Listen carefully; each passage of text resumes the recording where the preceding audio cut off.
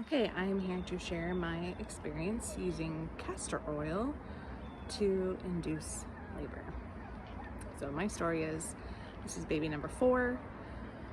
My first baby had to be super induced at 42 weeks, cervidil, pitocin, all of it. It was a terrible labor. I was in there for a long time. He was just not ready to come, and very sensitive to pitocin.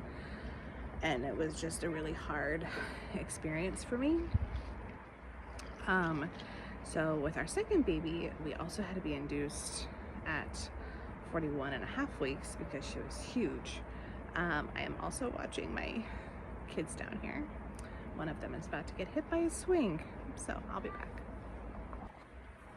Okay, so my third baby was also born at 41 weeks. And it was my first spontaneous labor. So this is baby number 4, and I was already at 41 plus weeks.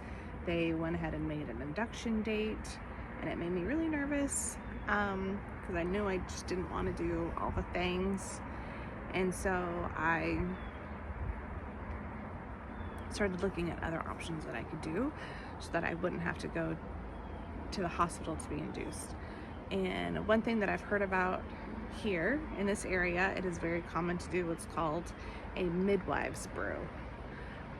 We are in Virginia, in a valley that has a lot of Mennonite women, and they almost all have used this method in different recipes or whatever. So it's something that is commonly used in this area. Something never once thought about. I remember hearing horror stories about castor oil and how that can induce labor, but also have all of these negative effects. So I have not used it with any of the other babies, but was so nervous about having to go to the hospital to be induced that I thought maybe I should give it a try. So I talked to my midwives about it, and they gave me a recipe for castor oil, which is, well, I actually forgot what the recipe was. I just knew you're supposed to have castor oil with a frosty. And so I went ahead and picked up my frosty. So I was like, I'm gonna do this. And grabbed my frosty, got home, and then realized I forgot how much castor oil it was. And I kind of feel like I remembered her saying 2 teaspoons. So I went ahead and added 2 teaspoons and drank the whole frosty. I haven't had a frosty in like 10, 15 years. So it felt like a lot of frosty to me. And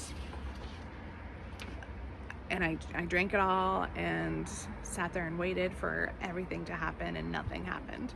And then the midwife called me back because I had called to get the recipe again, and she's like, no, it wasn't 2 teaspoons, it's 2 ounces. So yeah, I definitely wasn't gonna feel anything with 2 teaspoons. And so I was like, oh, I've already had my frosty, I don't think I could do a whole nother frosty.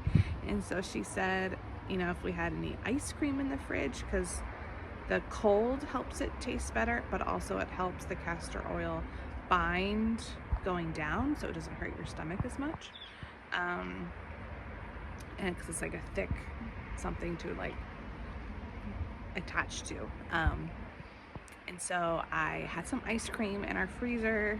I put 2 ounces of castor oil in the ice cream and actually mixed it with some milk to like make like kind of like a milkshake. And I had all that. So, I mean, basically for lunch I had a frosty, and then 2 hours later I had a milkshake, and then I waited a little bit, and I was mentally prepped to have very serious side effects.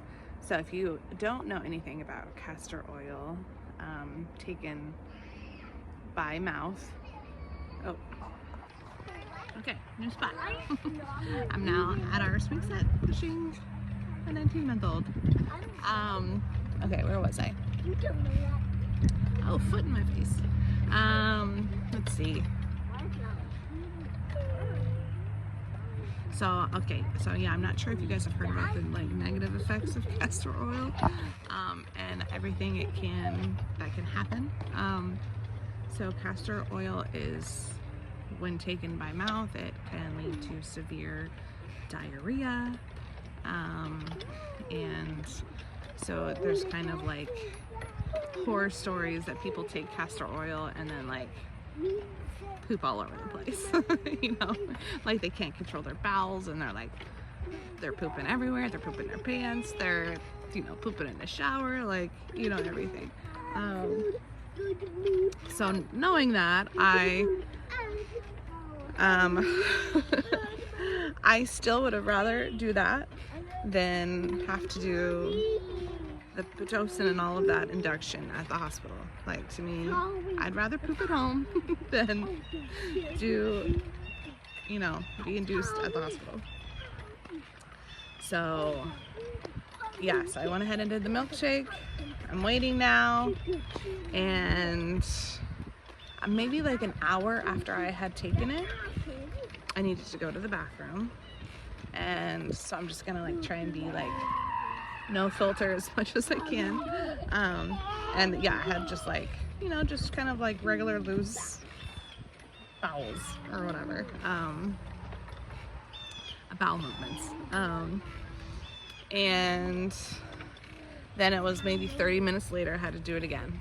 And you know, I did it at a time when my husband was home, and like there was gonna be people to help watch the kids just in case things got super crazy.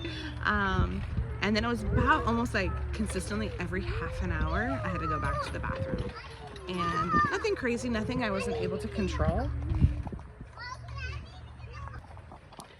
Okay, so I'm still about to get kicked in the face. So I'll try and look at the camera, but also look out for a foot. So I was still able to have control of. You're doing a good job too. I was still able to have control of my bowel movements. There was never a moment where I was like, ooh, you know, like I can't make it, or oopsies, or anything like that. Whoa, you guys are really pushing him now. He's really up high. I gotta scoot down. There's legs right here. And so then like we went ahead and put on a movie for the kids, because it was like, I don't know what's gonna happen.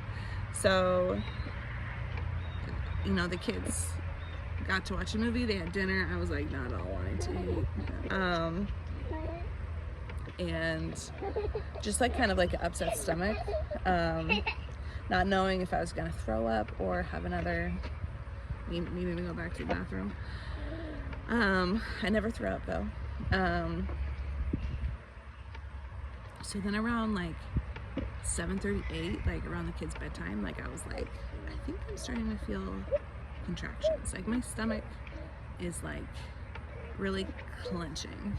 But in my mind, I'm like, maybe it's just because I really need to go to the bathroom. And so I was just like paying attention to it and all of that. And so, don't mind me, I'm just dodging feet over here. So, you know, it gets now to like 8:30, and I'm like, okay, these are actually pretty consistent. And they're getting shorter. Like, I don't think this is just, you know, bowel movement pain. I think this actually might be contractions. I think it's actually like this actually is working. And so I think I had to go to the bathroom just like one more time, and I could tell I was like pretty much cleaned out, like there was nothing left in there.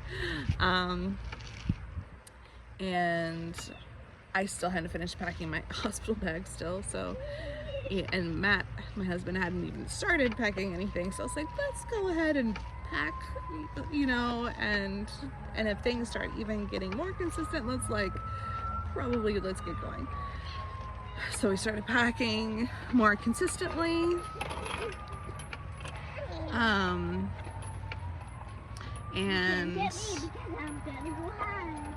and things started to like actually start really moving along. And if you want to hear part 2 of the story, where I have an accidental, unmedicated hospital birth, stay tuned for the next one. All right, I'm gonna go before I get kicked in the face.